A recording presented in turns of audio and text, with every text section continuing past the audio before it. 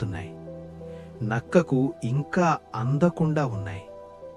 నక్క మనసులో భారంగా అనిపించింది. మొదటిసారి దానికొక కొత్త భావన కలిగింది. సిగ్గు.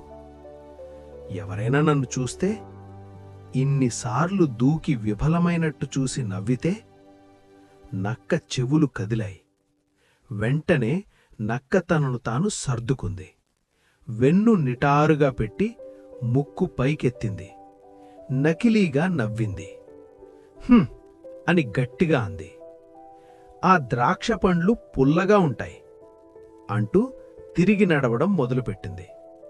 అలాంటి పండ్లు ఎవరికీ కావాలి అని తనలో తానే అనుకుంది. అవి పచ్చిగా ఉంటాయి, తింటే కడుపు నొప్పి వస్తుంది. అలా చెప్పుకుంటూ నిజానికి తాను వాటిని కోరలేదని తనను తాను నమ్మించుకోవాలని ప్రయత్నించింది.